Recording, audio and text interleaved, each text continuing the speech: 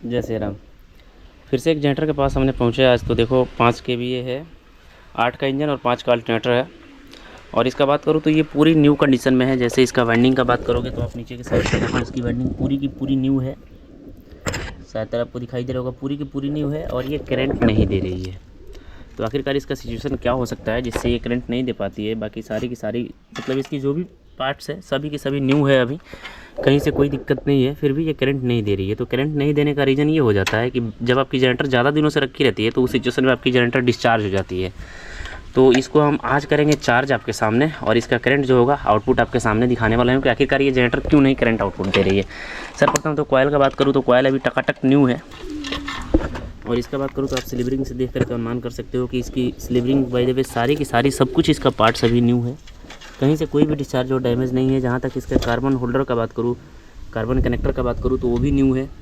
सब कुछ न्यू होने के बावजूद भी आपकी करंट नहीं दे रही है। जैसे डैबोर्ड होल्डर वगैरह सब जो भी कनेक्शन किए गए हैं सारे के सारे यूनिक कनेक्शन किए गए हैं। ये कनेक्टर होल्डर वगैरह सब कुछ टाइट है, फिर भी ये करंट नहीं दे रही है। करंट नहीं देने का रीज़न ये होता है कि ये कॉयल आपकी जो है डिस्चार्ज हो गई है। जहाँ तक इसकी लूपिंग वायर का बात करूँ तो लूपिंग वायर भी हम टेस्ट कर ले रहे हैं। मीटर पे आप ध्यान देना, और ये पतली कॉयल है, इस पर ध्यान देना। दोनों की दोनों कॉयलें हमारी आपस में काम कर रही है। ऐसे दिखिएगा आपको, दोनों की दोनों कॉयलें आपस में काम कर रही है। कहीं से भी कोई भी इसमें बॉडी अर्थ वगैरह नहीं है, फिर भी ये करंट नहीं दे रही है। तो करंट नहीं देने का रीज़न वहीं डिस्चार्ज हो जाता है, जिसके कारण से आपकी करंट नहीं दे पाती है। तो ऐसे देखो बॉडी अर्थ वगैरह कुछ भी नहीं है हमारा। तो अभी हम इसको पहले चालू करेंगे, चालू करके कंडीशन देखेंगे कि आखिरकार इसका मतलब जो रेजिस्टेंस लगाए गए हैं रेजिस्टेंस में प्रॉब्लम हो गई है। हालांकि हमको तो रेजिस्टेंस का फॉल्ट नहीं लग रहा है, ताकि इसका जो दोनों रेजिस्टेंस का वायर है सब डायरेक्ट मारी गई है।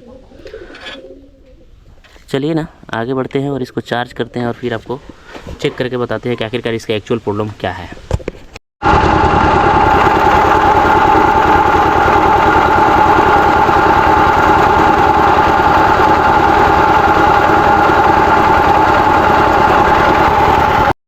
जैसे मैंने आपको पहले दिखाया कि मैंने जब यहाँ के कार्बन होल्डर पे जब हमने स्पार्क मारे तो हमको यहाँ पे करंट मिल रहे थे, यानी कि जो अंदर जो कार्बन होल्डर लगे रहते हैं इसमें हमको करंट मिल रहे थे। तो जनरेटर चालू करके इस चीज़ में नहीं दिखा सका आपको कि ज़्यादा आवाज़ होती रहती है, इसलिए आपको ये चीज़ स्पष्ट रूप से समझ में नहीं आती है। तो सर्वप्रथम आप चार्ज करने से पहले ये चीज़ चेक करो कि यहाँ पे करंट अगर आ रही है तो उस सिचुएशन में आप जो मतलब कार्बन होल्डर से जो वायर आई रहती है, दो वाली वायर, ये वाली, इसको देखो हमने आपस में डैबोर्ड होल्डर से खोल के आपस में मेंट कर दिया। और मेंट करने के बाद एक चीज़ ये ध्यान रखना कि जो पतली वाली वायर होती है इसको आप कभी आप ओपन कर लेना, और ओपन करने के बाद एक 100 वाट की बॉल्ब ऐसे लगा लेना। 100 बॉल्ब लगाने के बाद में डायरेक्टली आप इंजन को जब स्टार्ट करोगे तो फिर उस टाइम में आपको ये वायर नहीं जोड़नी है। क्योंकि क्या होता है कि जब आप काम करते टाइम में ये चीज़ भूल जाते हो कि कौन सी प्लस की वायर है और कौन सी माइनस की वायर है। तो उस सिचुएशन में यहाँ पे देखो, जैसे मैंने आपको पहले मतलब बहुत सारी वीडियो में बता रखी है कि जो डैबोर्ड की कनेक्शन की जाती है एक साइड धारी से एक साइड बेधारी से की जाती है, तो ये साइड पॉजिटिव की होती है, साइड नेगेटिव की होती है। तो इस वायर को आपस में टच करके चेक करना होगा कि हाँ कौन सी वायर हमारी नेगेटिव की है और कौन सी वायर हमारी पॉजिटिव की है। तो जहाँ तक हमारी कनेक्शन का बात करूँ तो ये कनेक्शन हमारा सही था, सब कुछ सही था, लेकिन कुछ सिचुएशन में ऐसे होते हैं ये सब कुछ जोड़ने के बावजूद भी करंट नहीं आ रही। तो उस सिचुएशन में आप ये दोनों वायर को आपस में स्पार्क मारोगे, आपकी करंट आउटपुट हो जाएगी।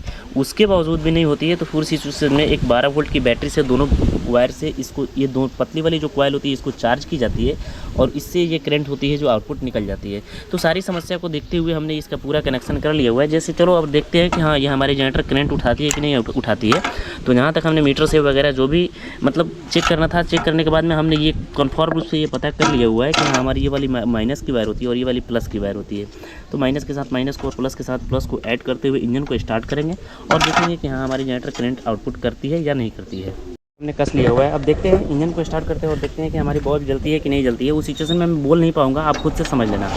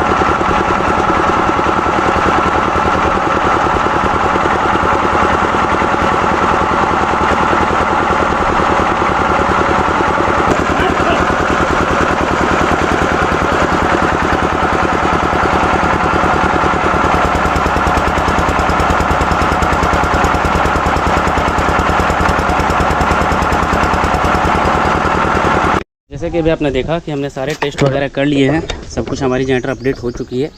और मैंने हीटर वायर से इसको जब टेस्ट किया तो उस सिचुएशन में हमारा फर्स्ट टाइम में बॉल ऑफ हो जा रहा था, तो हमने आकर के डायरेक्टली फील्ड कॉइल का जो वायर होती है उसको पलट लिया, जिससे हमारी लोड परफेक्ट हो गई, यानी कि हमारी कोई भी दिक्कत नहीं है। अब हमारी अल्टरनेटर पूर्ण रूप से तैयार हो चुकी है। तो अगर आपकी भी अल्टरनेटर के साथ इस तरह की प्रॉब्लम होती है, चार्जिंग की प्रॉब्लम होती है, ज़्यादा दिनों से रखने के कारण से करंट नहीं आती है, तो जो चीज़ मैंने बताया सेम टू यू अपने जनरेटर के साथ ऐसे ही अप्लाई कर सकते हो।